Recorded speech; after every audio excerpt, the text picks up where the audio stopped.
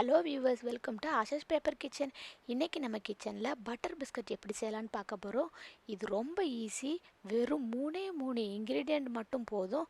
நம்ம ஈஸியாக வீட்டிலே செஞ்சிடலாம் இந்த பட்டர் பிஸ்கட். வாங்க இதை எப்படி செய்யலான்னு பார்க்கலாம். இப்போ ஒரு பேன் எடுத்துகிட்டு அதில் 250 கிராம் பட்டர் போடணும். இது அன்சால்டட் பட்டர்.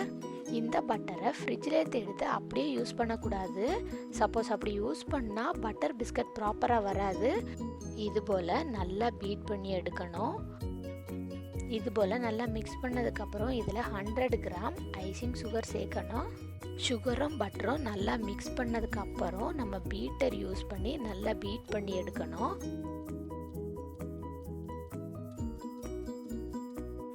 இதை ஒரு 5 மினிட்ஸ் நல்லா பீட் பண்ணணும்.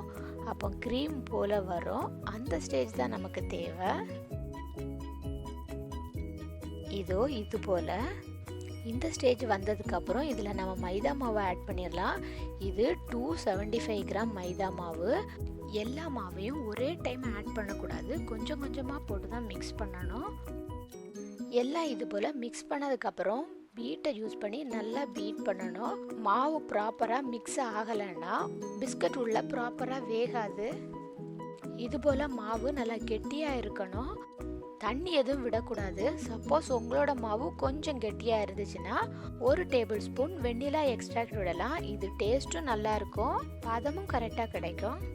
இப்போ நம்ம அவனில் பேக் பண்ண ரெடி பண்ணிடலாம். அதுக்கு ஒரு பிஸா ட்ரேயில் ஒரு பேக்கிங் பேப்பர் வச்சுட்டு அது மேலே 1 டேபிள் ஸ்பூன் எடுத்து வச்சுருந்த மாவு எடுத்துக்கலாம்.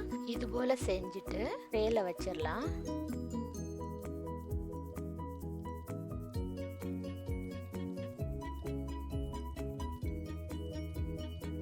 இது போல் எல்லாம் செஞ்சதுக்கப்புறம் 1 ட்ராப் ரெட் ஃபுட் கலர் பிஸ்கட்டோட சென்டரில் வச்சிடலாம். இது நான் அழகுக்காக தான் சேர்த்துருக்கேன். உங்களுக்கு வேண்டான்னா நீங்கள் யூஸ் பண்ண வேண்டாம். இது போல் எல்லாம் வச்சதுக்கப்புறம் பீட்டரோட மிக்சிங் பார்ட்டை வச்சு இது போல் ஷேப் பண்ணிடலாம்.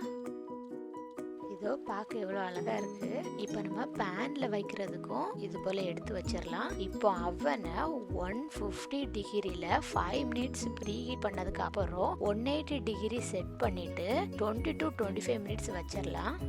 இப்போ பேன்லேயும் அது போல் ஒரு லேயர் உப்பு போட்டுட்டு அது மேலே ஒரு ட்ரே வச்சுட்டு மூடி போட்டு ஒரு 5 மினிட்ஸ் ப்ரீ ஹீட் ஆகட்டும். ஆனதுக்கப்புறம் நம்ம எடுத்து வச்சுருக்க பிஸ்கட்டை அது உள்ளே வச்சிடலாம். இப்போ பேனை மூடி வச்சுட்டு 20 to 25 மினிட்ஸ் அப்படியே சிம்பிளே இருக்கட்டும்.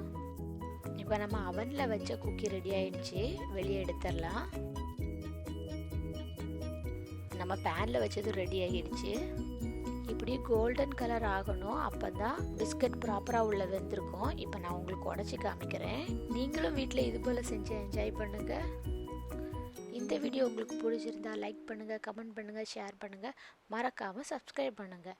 நெக்ஸ்ட் ஒரு இன்ட்ரெஸ்டிங்கான வீடியோவோட உங்களை மீட் பண்ணுறேன். அது வரைக்கும் பாய் பாய்.